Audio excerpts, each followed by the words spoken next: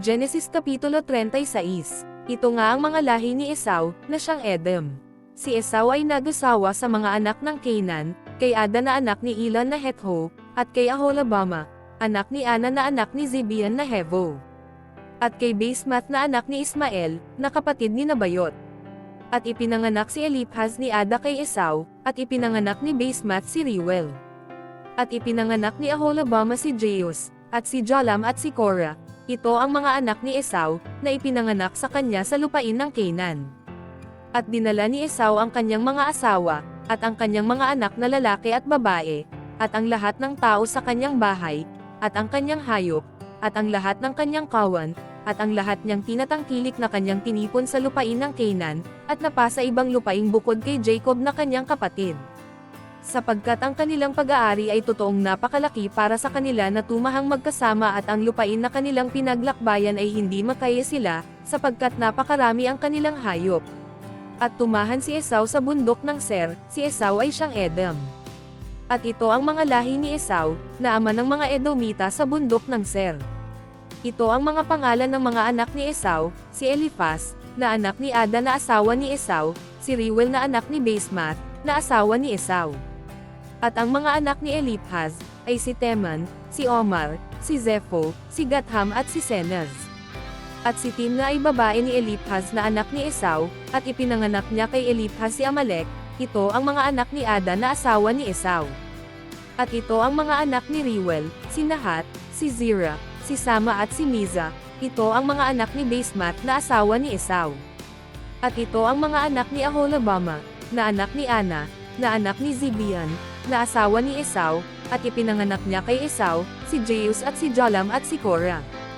Ito ang mga pangulo sa mga anak ni Esau, ang mga anak ni Eliphaz, na panganay ni Esau, ang pangulong Teman, ang pangulong Omar, ang pangulong Zepho, ang pangulong Senez, ang pangulong Korah, ang pangulong Gatem, ang pangulong Amalek. Ito ang mga pangulong nagmula kay Eliphaz sa lupain ng Edom. Ito ang mga anak ni Ada. At ito ang mga anak ni Reuel na anak ni Esau, ang pangulong Nahath, ang pangulong Zerah, ang pangulong Sama, ang pangulong Miza. Ito ang mga pangulong nagmula kay Reuel sa lupain ng Edom.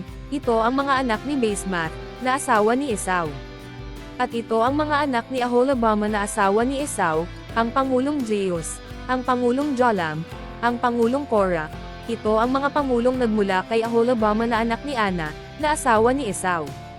Ito ang mga anak ni Esau, at ito ang kanilang mga pangulo, na siyang Edom.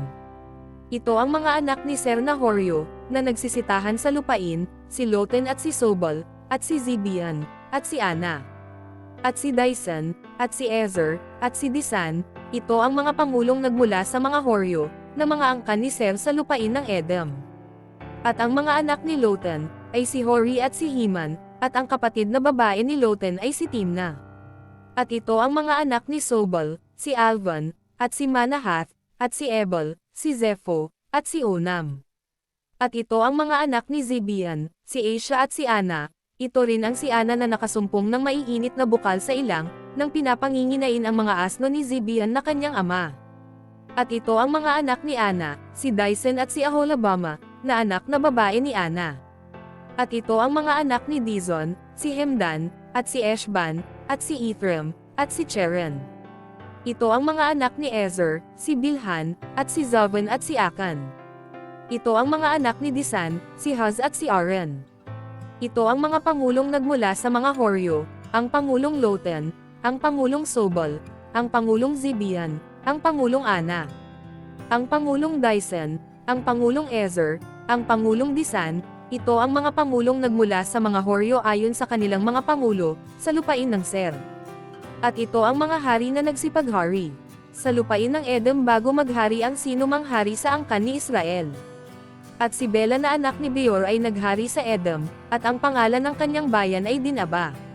At namatay si Bela, at naghari na kahalili niya si Jobab na anak ni Zerah, na taga Bozrah. At namatay si Jobab at naghari na kahalili niya si Husam, na tagalupain ng mga Temaniyo. At namatay si Husam, at naghari na kahalili niya si Adad, na anak ni Badad, na siya ring sumakit kay Midian sa parang ni Moab, at ang pangalan ng kanyang bayan ay Avita. At namatay si Adad at naghari na kahalili niya si Samla na taga Masreka. At namatay si Samla at naghari na kahalili niya si Sol, na taga Rehoboth na tabi ng ilog. At namatay si Sol, at naghari na kahalili niya si Baalana na anak ni Akbar. At namatay si Baalana na anak ni Akbar, at naghari na kahalili niya si Adar, at ang pangalan ng kanyang bayan ay Pau, at ang pangalan ng kanyang asawa ay Mitable na anak ni Matred, na anak na babae ni Mezab. At ito ang mga pangalan ng mga pangulong nagmula kay Esau, ayon sa kanikanyang angkan, ayon sa kanikanyang dako, alinsunod sa kanikanyang pangalan, ang Pangulong Tima, ang Pangulong Alba, ang Pangulong Jethet, ang Pangulong Aholabama, ang Pangulong Ela, ang Pangulong Pinan, ang Pangulong Senaz, ang Pangulong Teman, ang Pangulong Mibzar, ang Pangulong Magdil, ang Pangulong Hiram. Ito ang mga pangulo ni Edom, ayon sa kanikanyang tahanan sa lupain na kanilang pag-aari. Ito'y si Esau na ama ng mga Edomita. Genesis Kapitulo 37. At tumahan si Jacob sa lupaing pinangibahang lupain ng kanyang ama, sa lupain ng Canaan. Ito ang lahi ni Jacob.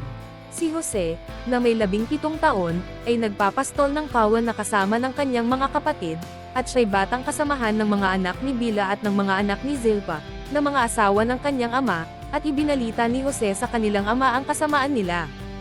Minamahal nga ni Israel si Jose ng higit kaysa lahat niyang anak, sapagkat siya ang anak ng kanyang katandaan, at siya'y iginawa ng isang tanika na may sari-saring kulay.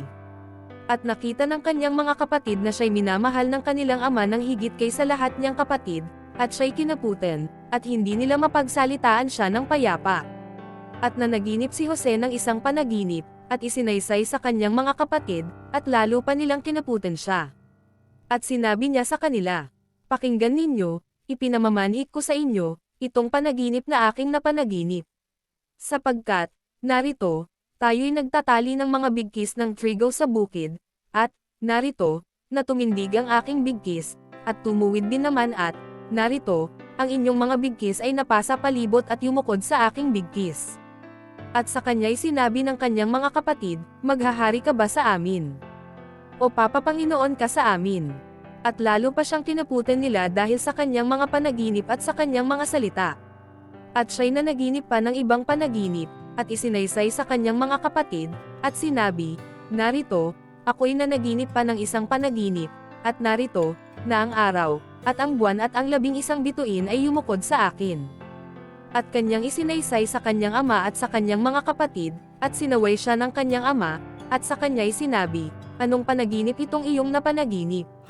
Tunay bang ako at ang iyong ina at ang iyong mga kapatid ay yuyukod sa lupa sa harap mo?" At ang kanyang mga kapatid ay nainggit sa kanya, datapwat iningatan ng kanyang ama ang salita sa pag-iisip. At yumaon ang kanyang mga kapatid upang magpastol ng kawan ng kanilang ama, sa Sikhem. At sinabi ni Israel kay Jose, "Di ba nagpapastol ng kawan sa Sikhem ang iyong mga kapatid? Halika, at uutusan kita sa kanila." At sinabi niya sa kanya, "Narito ako." At kanyang sinabi sa kanya, "Yumaon ka, tingnan mo kung mabuti ang lagay ng iyong mga kapatid, at kung mabuti ang lagay ng kawan, at balitaan mo ako." Gayon sinugo siya mula sa libis ng Hebron, at siya'y naparoon sa Sikhem.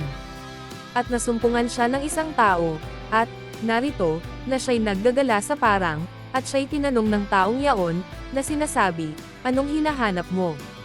At kanyang sinabi, "Hinahanap ko ang aking mga kapatid, ipinamamanik ko sa iyo na sabihin mo sa akin kung saan sila nagpapastol."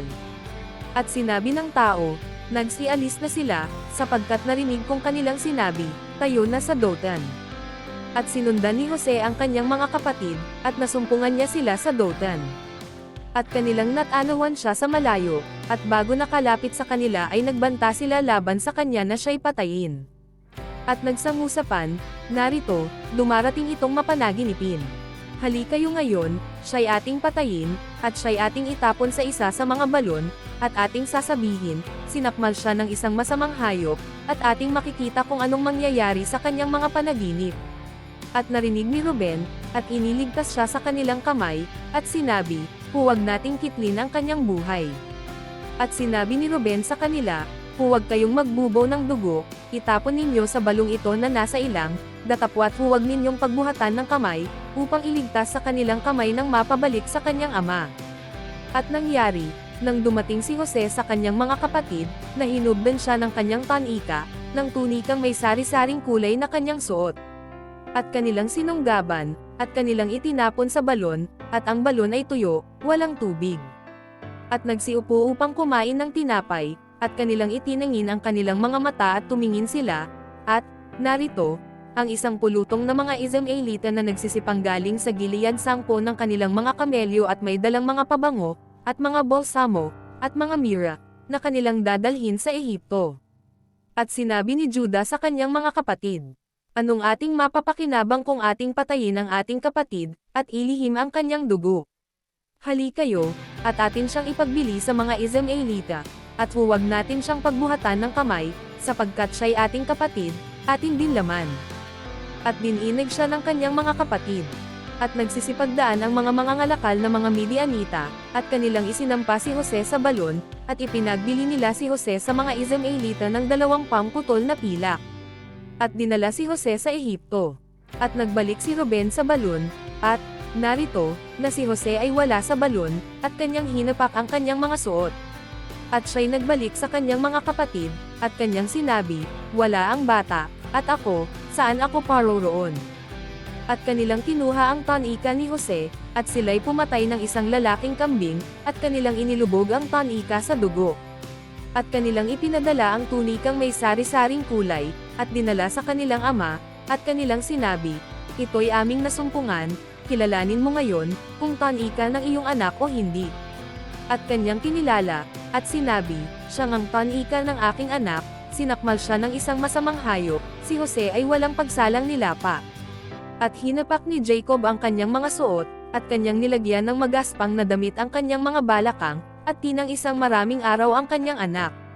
At nagsitindig ang lahat niyang mga anak na lalaki at babae upang siya'y aliwin, datapwat tumanggi siyang maaliw, at kanyang sinabi, sapagkat lulusong akong tumatangis sa aking anak hanggang sa Sheol. At tinangisan siya ng kanyang ama. At ipinagbili siya ng mga Midianita sa Ehipto kay Potiphar, puno ni Faraon, na kapitan ng bantay.